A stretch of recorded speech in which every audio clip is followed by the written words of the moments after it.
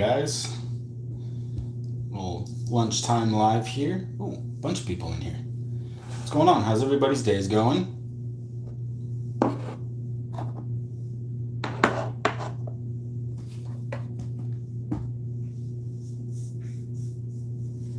Oh yeah. What are you guys up to today?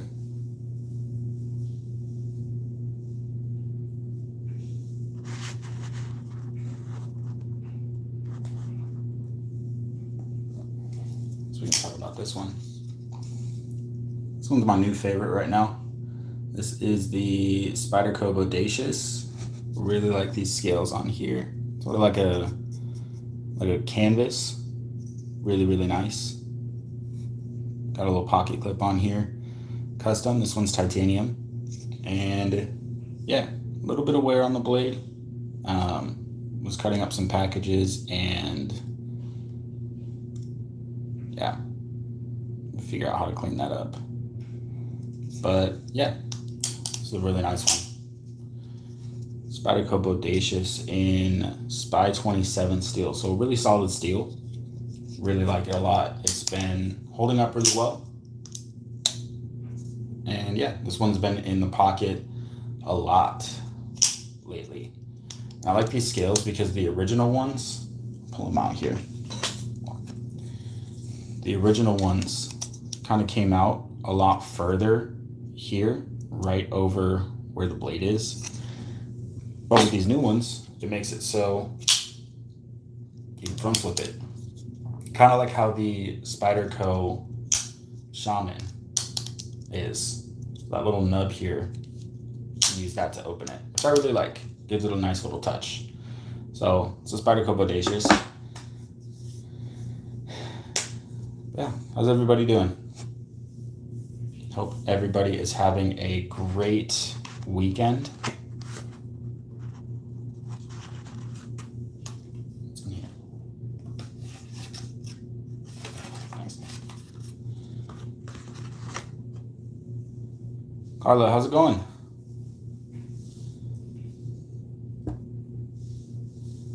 Let's see, what else can I talk about? This is my newest one, a little Kaiser. Nothing too fancy, but I really like the scales on here. This nice blue and then the little copper. Good, how's your day? It's going good, it's going good. Not really up to much of anything today, but just hanging out. Yeah, I really like this one. Really like the blade as well. Has a nice shape to it. It's relatively thin, so it can slice pretty well, and really easy to use. FC Dallas, what's going on, man? Yeah, really comfortable. I like it a lot, and it's relatively inexpensive as far as my collection of knives goes. This one was about 65, 70 bucks, 100 bucks. Yeah, this one was 70, which isn't too bad, being that I have knives upwards of $500. So this one is on the cheaper end of my collection, but it's still a good knife and I like carrying it. I actually just posted a video yesterday, talking about my thoughts in regards to, and what a great tool to harm myself and others. I would not recommend doing that, because that is, especially in regards to other people, that's illegal, and you shouldn't hurt yourself, because that's not a fun time. Let's see, what other ones I got in here? This one's probably my favorite on the cheaper end. Also right about 70 bucks, and super cool, super sharp blade, but it's $20, and that looks like super. Yeah, that's the thing, is knife price doesn't really matter all that much. You can get a solid $20 knife. You can get a really bad $400 knife.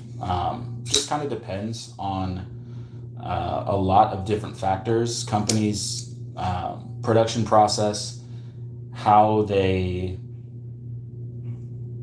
treat their steel, because a lot of the sharpness and ability to stay sharp resides a lot in how the steel is made and how the blade is sort of cut up. So yeah, like I said, you can get really good inexpensive knives and you can get really bad super expensive knives. It's just how everything works, and it's an interesting game. But I really like this one. The shape is nice, it's comfortable, and it's really smooth. Really, really smooth. I like it a lot.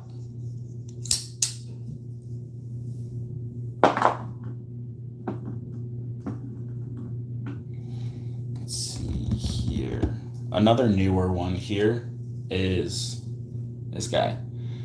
This is from O Knife, which is a branch company. If you're familiar with EDC at all, O Light makes a lot of flashlights, and just over the last little bit, they started making knives as well.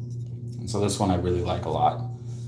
Nice big blade for a lot of different cutting, and as well, really smooth. And this one was like $50, and I like it a lot because it's cheap. It's easily replaceable if this breaks at all. That's the problem I have with more expensive knives is, like, I have this guy right here. This is my $500 knife. And this one, if it ends up breaking, I don't have just $500 laying around to go out and replace this. Plus, this is a one-off custom with the etching and engraving on here. And this is out of stock in a lot of places. So replacing this, if this ends up breaking, is a lot harder to do than replacing something like a $50 knife. But at the end of the day, knives are tools made to be used. And so that's why every single knife in my collection, including this $500 knife, they all get used because that's what they're made for. And a lot of the times, not every single time, but a lot of the times, expensive knives are made with durability in mind in the designing and the manufacturing processes. And so kind of the more expensive the knife, in most cases, they're made to be a lot more durable and long lasting, which helps in using a knife for knife related purposes. But yeah, that's my philosophy. Like I said, cheap knives aren't always bad, and expensive knives aren't always good. There's kind of a mix of things that kind of go into that. Like this knife right here. This is a really solid little pocket fixed blade. However, it came extremely dull out of the box. Like it was barely usable. And I haven't sharpened this at all. And you can see here, like it'll cut paper sometimes. On this side. Like that's how bad this knife is outside of, like, out of the packaging, straight out of the packaging. This knife is dull as shit, but I like it a lot. It feels really good in the hand, and it would lend itself really good to EDC because it already has a pocket clip. The sheath for the price that this is really nice. This is a $50 knife. And yeah, just the one complaint I have on this is the edge out of the box is dog water. I can sharpen it up, I don't mind, but I just haven't gotten around to it for a bunch of different reasons. And that's why, you know, it's hit or miss with a lot of the more inexpensive knife brands and knives. Is quality control isn't the most important thing to some of these budget companies. It's really just getting product out the door. And so they don't really spend too much time or money in the quality control, because most of the time if you buy a $20 knife and it's shit, you could return it and go get another one. But when you're looking in the realm of upwards of $100, anything above there, customers tend to be a lot less forgiving when it comes to out of the box quality and overall quality control, because you're spending a much more substantial amount of money. You expect a certain amount of quality, rightfully so. And that's why Spyderco is one of my favorite companies, because their quality control is amazing. Their finishing is fantastic. They have a really solid warranty, and I have yet to have a Spyderco that's been less than ideal out of the box. And I have 4 right now. I just sent one off to be customized, and he's sending me back another one. So I'll have 2 in the mail probably sometime in the next couple of weeks. And when those come in, definitely going to be going live, showing those off. But I like Spyderco a lot. This was the first one I showed off. This is my sort of custom project, Spyderco Bodacious. Really nice on here. And yeah, just a really solid knife. My other one here is probably my favorite one out of my whole collection. And this is the Spyderco Manix 2 with crewwear steel, micarta handles. I threw a aftermarket pocket clip on here, but yeah, this is a really, really solid knife. Actually, let me loosen the pivot on here while I'm at it. I was thinking about doing that already, but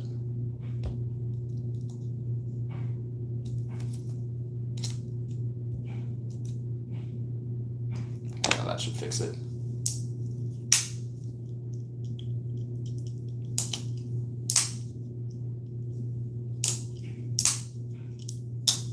That made it worse.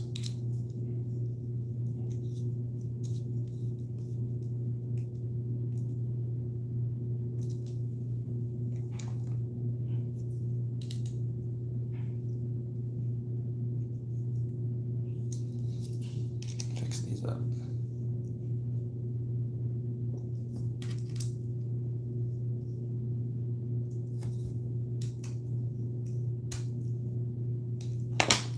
That might do it.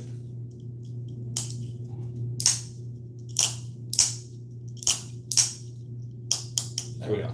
That's better. Really nice.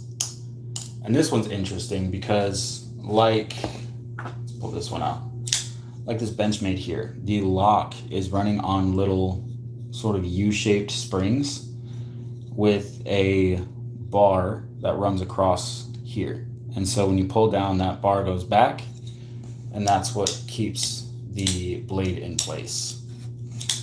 Not a bad knife, but these springs are insanely hard to come by.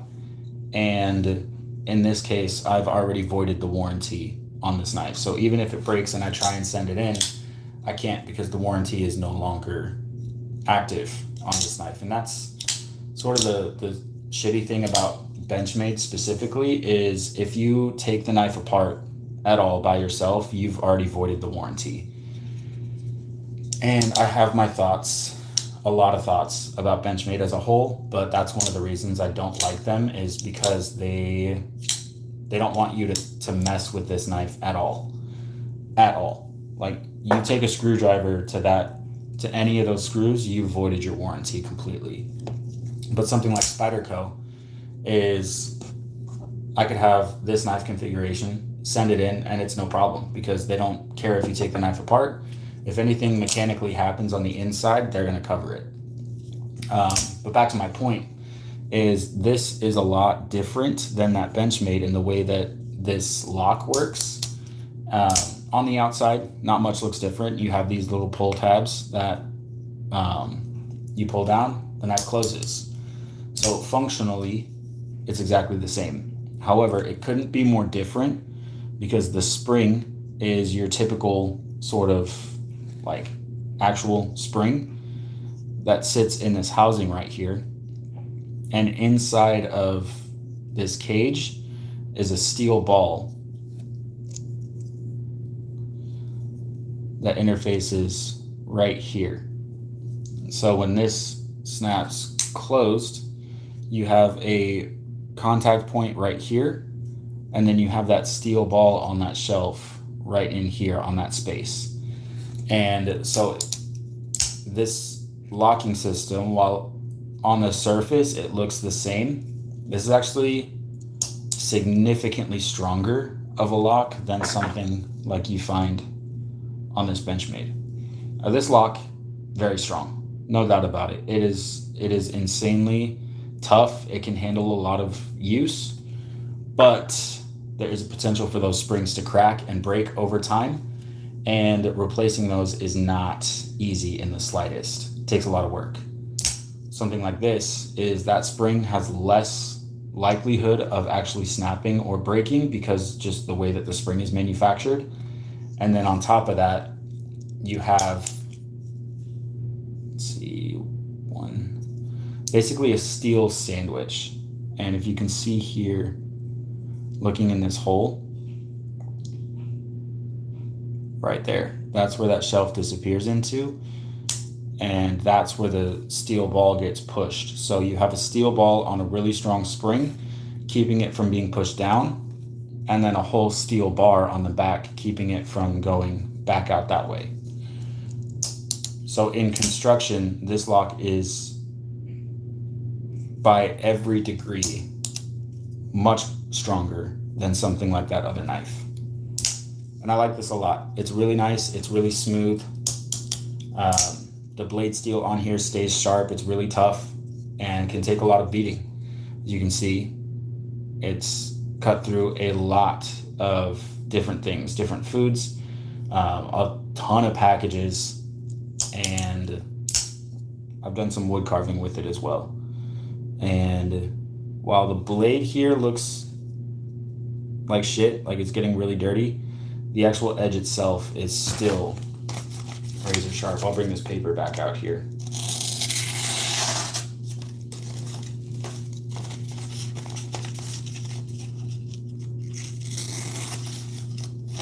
That's on me. This is, let me grab some paper. Something like this. This is really, really thin paper.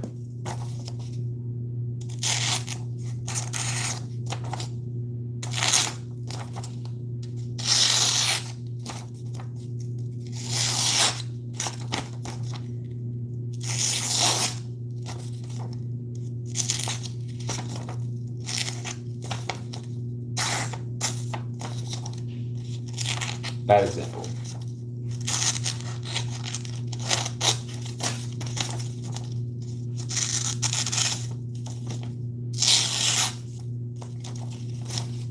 But this cuts really well still. And this is after 2 months full of use. So 2 months straight of use, never sharpened, and still cuts paper really, really well.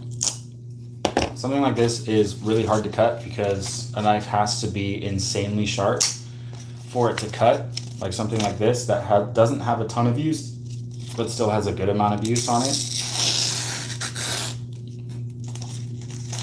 can cut through no problem.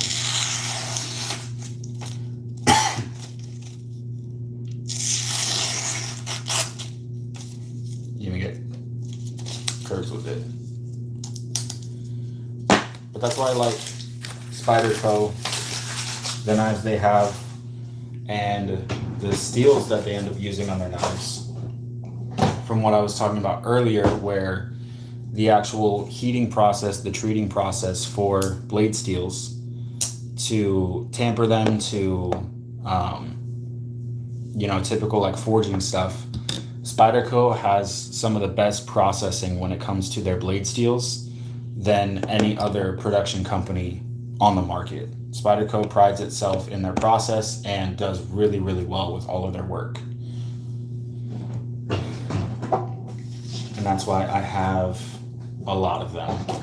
I have 1, 2, 3, 4, soon to be 6. I mean, I have 5 already, but like I said, one of them is off getting customized, doing some really good work, and it just showed up to them today, actually. So we'll see where that goes. This is my other one that I have here right now.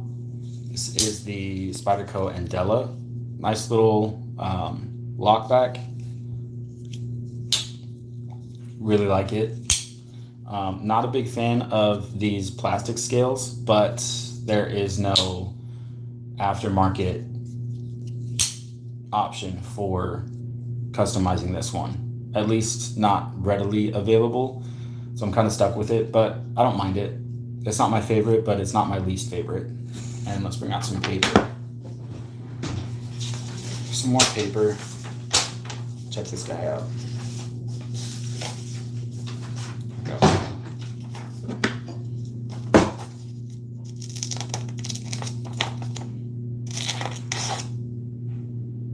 This might just have, yeah.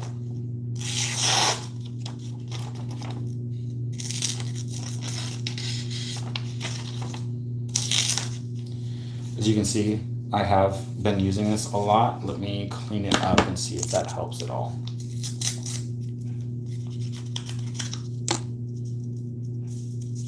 With any type of like glue residue, if you're using a knife and you have like tape residue from cutting open packages, my go-to in regards to cleaning that off is actually some lens cleaner, like glasses lens cleaner.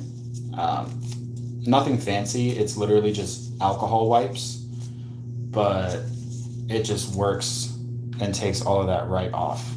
And it's really, it's a quick and easy fix for getting like tape residue or anything like that off of your knife blades. So if you want to keep your knife blades clean, a little bit of alcohol on, rubbing alcohol, and you'll be golden. Just takes a little bit of nitty gritty.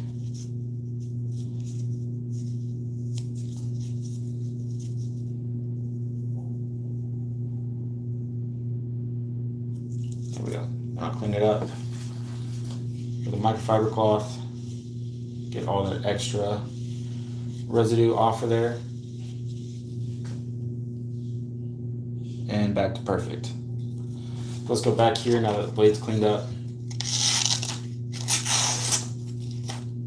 Perfect.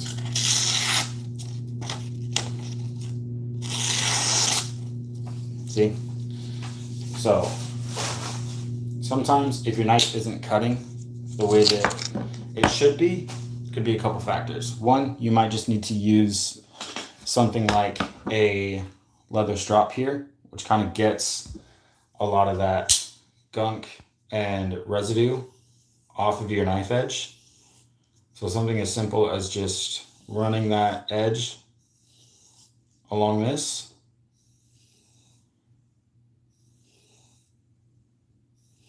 Cleans up everything on that edge. Make sure nothing's in the way.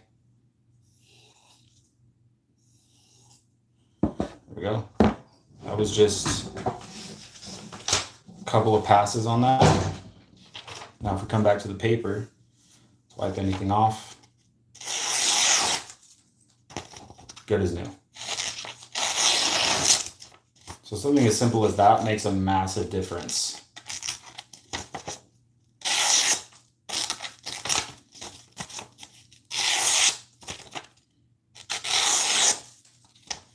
Crazy difference.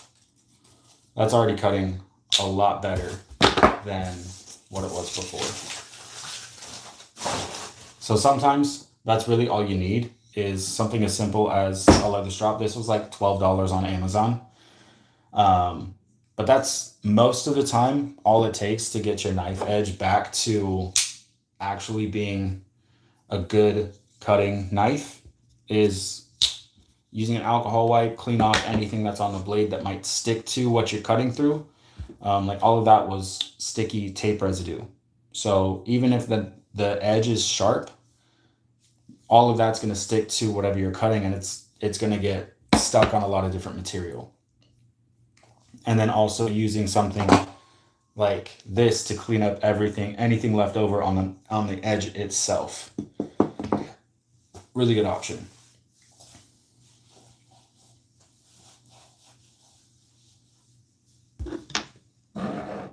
But yeah, with this one, doesn't matter how much I use something like this just needs an actual knife sharpening because this edge sucks. Like I said, I like the knife, I like the profile, I like everything about this, but the edge out of the box was just complete shit.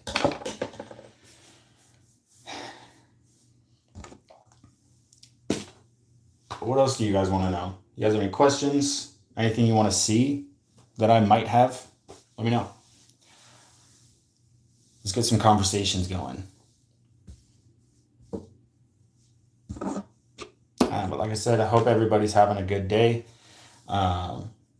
Saturday, so I'm having a great day where I'm at. It's just past noon, almost 1 o'clock. So got a whole day left to go have some fun.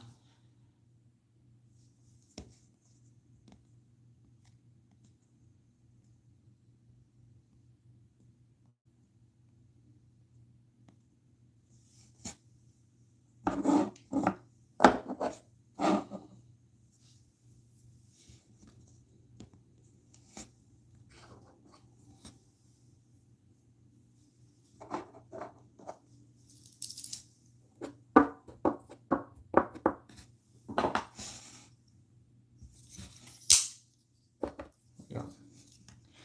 So what I'm doing here is I have this little like rust eraser block. Not exactly sure what it's made of, but it's really good at getting different spots off of knife blades. What I have on this one is a little smudge right here. I don't know what it is, but I'm gonna see if I can take it off.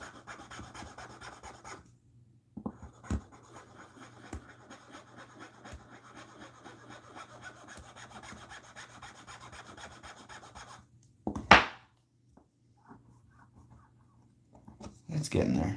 I think it might have just been a little rust. It's been really humid the last couple of days here, and I've had this one in the pocket for a couple of days. So a couple passes with that, and it's gone. All gone. I said, I don't know what this is made of, but it takes rusts off of knives really fast, really quick, without messing with anything on the blade. So really like this. Again, this was on Amazon, and I really like this knife. This is one of my favorite knife profiles for EDC. Really comfortable. It's lightweight, has a good pocket clip on there. And with Spyderco, a lot of their knives utilize this compression lock, which is sort of like a like frame lock or liner lock, which most knives you have. It's a bar comes across here. All you do is you lift that bar out of the way, blade closes. What with Spyderco, it's on the back side, and so when you close the knife, your fingers are not in the way of that blade closing. Really nice, and one of the reasons I like this type of lock, it's also really strong. I like these type of locks as well. Same deal here. Fingers are not gonna get in the way, but with something like this, you have to put your thumb or a finger to push that bar over and then close the knife. So that's what I like about Spyderco a lot, is that right there. Plus, if you have ADHD, OCD, something like that, and you like messing with stuff, it's a good option because you can sit here and you can flick a knife open a lot. And it's fun.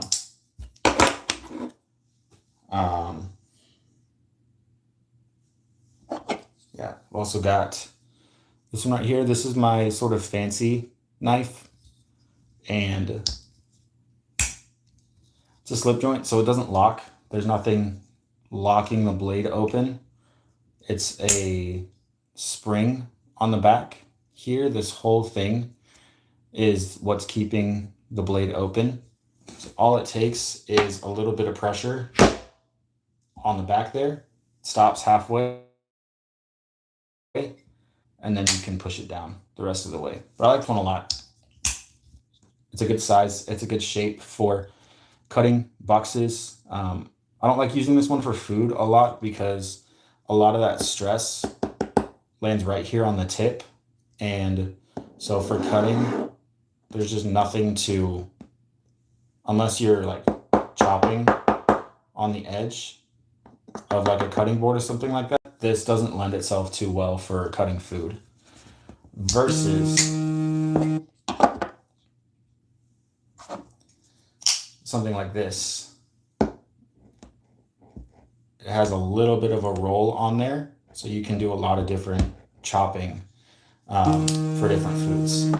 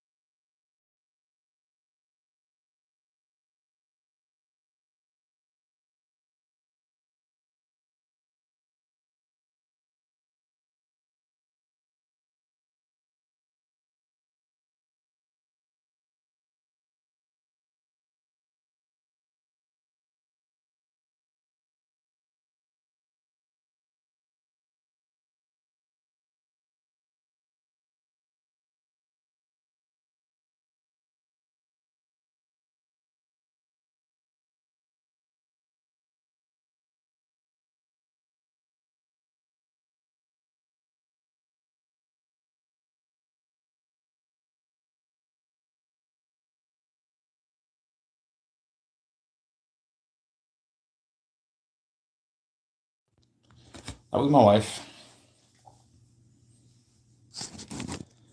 So yeah, big reason I like Spyderco is their lock designs are very safe, very strong as well.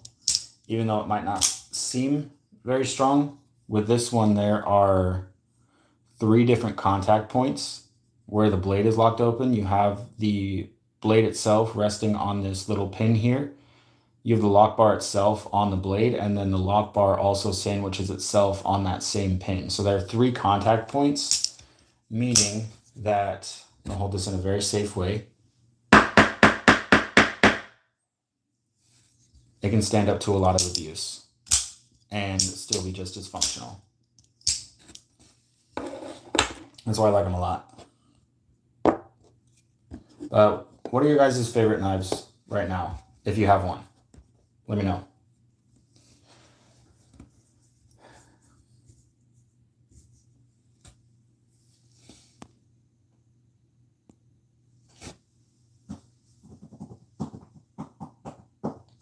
Bart Hooks, what's up, dude? How you been?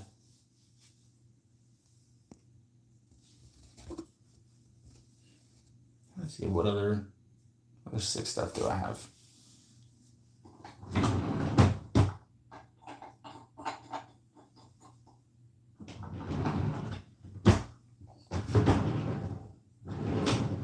Oh yeah.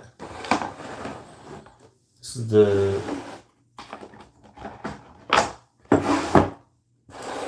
show you guys the newest knife I got in recently. Mini bug out's my favorite. Mini bug out is solid. I've got the full size, and I like the full size. It fits my hands really well. The mini bug out, a lot of the mini sort of Benchmades, like the mini Griptilian, the 940, the mini of that one, they're a little bit too small for my hands.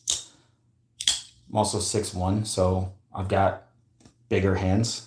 And for me, the full size bug out is sort of the smallest knife that I would prefer to carry as far as comfortability goes. Barbed favorite knife right now is the 940. You got a small fixed blade on the way from Fire Hardened Blades. Pretty happy about it. I haven't heard of Fire Hardened Blades, but small fixed blades are solid. I love me a good small fixed blade. I was just talking about this one just a little bit ago. This is the Tenable, sort of the budget brand of concept, the Tenable Par. Really good size fixed blade for EDC, and only gripe with it is came super fucking dull out of the box. So that's been sitting on the shelf right there for a long time because I have not had time to sharpen it.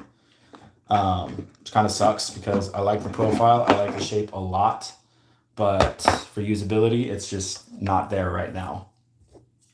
And then as far as other sort of smaller, this one isn't necessarily small, but the blade is small. This is one I got off of Amazon, and it's a really nice profile, really good geometry for like food prep and cutting like that because of the massive belly it's got on it. Sheath is also minimal, full size bucket as well, but make some mods to it in the future. Yeah, definitely with Benchmades, they do not, in my personal opinion, they need modification out of the box because the scales on them are super lightweight plastic that you could bend in half, and I'm not a big fan of that. So something like these aluminum scales really give much needed rigidity and stability in the knife. So I like that a lot. But yeah, this one is a really solid one. It's in DC53 steel, which from what I've read online is supposed to be a better version of D2. Not sure how true that is, especially on some of these more budget Amazon type companies. This one was like $30, maybe even in the 20s, something around there. And I have on the way is a 3-inch fixed blade. It's Magna Cut. Been on the kick with Magna Cut recently. Yeah, 3 inches is solid for a fixed blade. I think this blade is like 2.5 inches or something like that. Called a flounder. I'll have to look into that because that intrigues me a lot. Magna Cut's solid for a lot of different reasons. I have this fixed blade in Magna Cut. John, what's going on, dude? I've got this one in Magna Cut. Really, really nice fixed blade here. This is BMKT, Canadian brand. How's it going? It's going pretty good. You know, just hanging out, talking, having a good time. And what I love about Magna Cut is most knives and blade steels, for everybody here, Magna Cut for, in general, blade steels, there are 3 categories that sort of make up a blade steel. And that is a blade steel's ability to hold an edge, its ability to, like its toughness, which means if you're hard working this and if I hit this on something like wood or a rock, how easy is it going to chip the metal? Are you a soldier? I am. I'm in the army. And then corrosion resistance. So how easily will a knife steel rust? And in most cases, a blade steel may be good in 2 out of those 3 categories. And so when you're putting together a knife steel, when you're making a knife steel, most 95% of knife steels on the market are really good in 2 of those categories. So it's sort of a triangle that yeah, it's like a triangle. You can have 2 really solid properties of a knife steel, but one of those is always going to fall short depending on the composition of different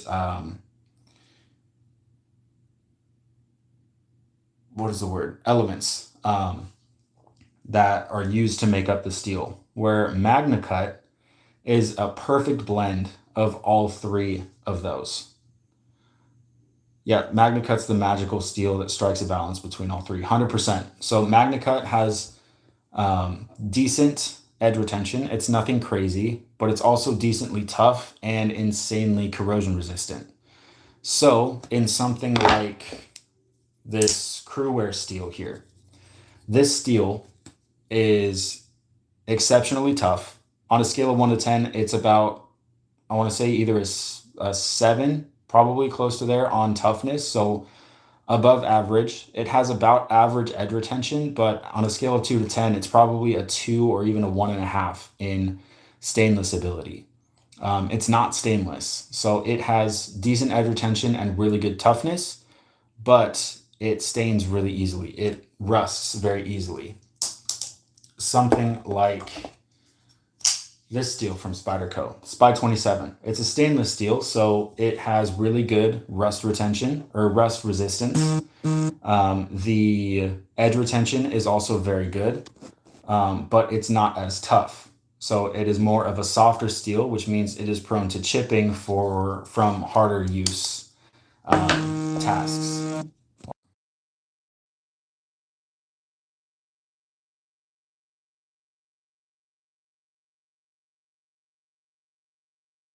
Um, and that's the thing with MagnaCut is it's not insane on any of its properties, but it is a good balance.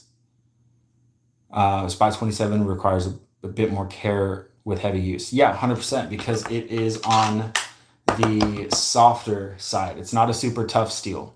So the edge is more prone to chipping and rolling during harder use through more heavier materials. Just because of the fact of it's not a tough steel. It's made to have good edge retention and it's made to be stainless. It's not made to be tough. But MagnaCut is that, like Barbed Hook said, it's that magic blend of everything to where it's really tough, it's really rust resistant, and it has good edge retention. All of that combined, and it's still really easy to sharpen. It's soft enough to where you don't have to go crazy with sharpening. Still solid, and I like maintaining my blades anyway, so it's not a problem for me. 2 Spydercos and Spy 27. Yeah. So yeah, MagnaCut's solid if you hard use your knives are in more like humid environments, and on top of that, if you're doing a lot of hard work, MagnaCut is a solid knife steel. I'd love to get a MagnaCut fixed blade under 3 inches. Any recommendations? For me, I'm always going to come back to this. I would go with the Bradford Guardian 3. This one is M390, but Bradford has their sort of like custom shop on their website to where you can get a MagnaCut steel. They have a lot of different options when it comes to steels as well. I know they have AEBL, Bowler N690, Bowler M390, MagnaCut. They might even have LMAX now, if I'm remembering right, looking on their website. They might have LMAX, but I know they have MagnaCut as well. You say, if you're looking for like even a smaller sized like pocket fixed blade, you could look at Big Idea Design, their Lookout, super solid fixed blade. It is 2.5 inches. It's under 3 inches. But I know their made in the USA models are MagnaCut, and they might still have some available. I don't know if they're going to be micarta scales or Ultim scales, but that's a solid fixed blade. I loved mine when I had it, but ended up selling it to get some other knives. So that's a solid fixed blade. I'm blanking on any other smaller fixed blades that are MagnaCut. I know there's dozens and dozens of them. But yeah, those would be my two. Those are the two that I've had that I really like. Let me get out my ruler here because I don't know how big this knife blade is.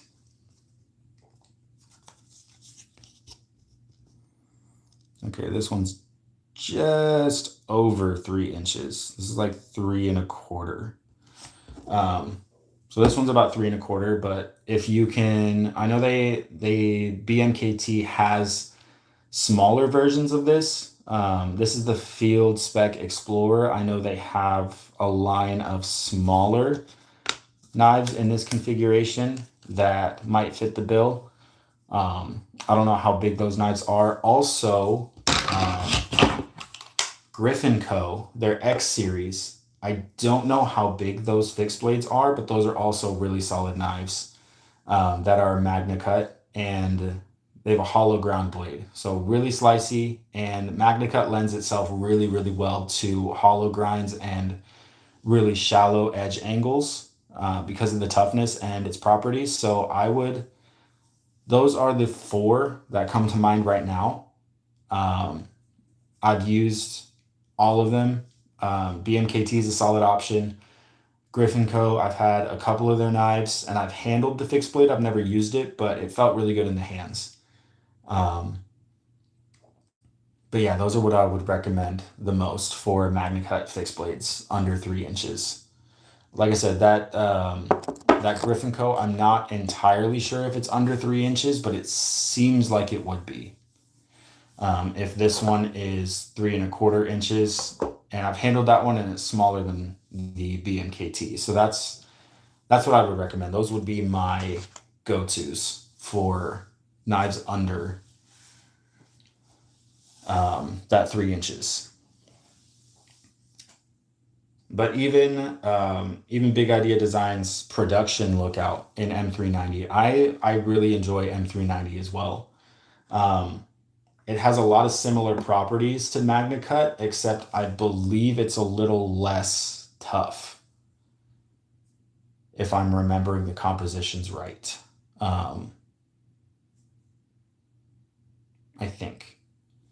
Um, and even the Daily Carry Customs, the AK1 fixed blade, I think is exactly 3 or even just under 3 inches. And that one's also a solid fixed blade as well. I don't have one, but I've checked them out and they seem really solid. And I think they're in Magna Cut, if I'm remembering right. At least the more premium ones. I know they have some in N690, but I'm pretty sure. No, I take it back. Those are RWL 30, 31, 34, RWL 34. So the other sort of outside of USA, um, like similar to M390 or 20CV, it's the other company. Is it Italian? Is it? I don't remember which country it is, but it's another steel productions composition of 20CV or M390. So I take it back. That one's not Magna Cut.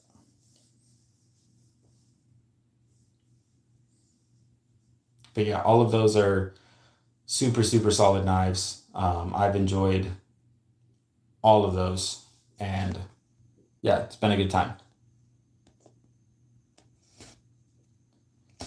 Yeah, no problem. But I think that might do it for today. And we've got some other stuff I gotta get done around the house, but yeah, it's gonna do it for today. So I hope you guys had a good time. I had a good time, and yeah, I will probably the next live I'm gonna do is when I get those two Spydercos back from getting customized. So as soon as those come in, I'll do another live here, and yeah, I've got some other cool videos popped up on the channel here in the next week or two, and so be on the lookout for that. And I'll catch you guys later. See you guys on the next one. So I hope you guys have a good day, and I will catch y'all later. Dirt Nap City, how's it going, man? Sorry you just caught the closeout of the live here, but hope you can stick around for the next one. And if you guys want any more videos, my channel has over 200 videos, so feel free to pop back through and check those out. But yeah, hope you guys have a good Saturday, and I'll see you guys on the next one.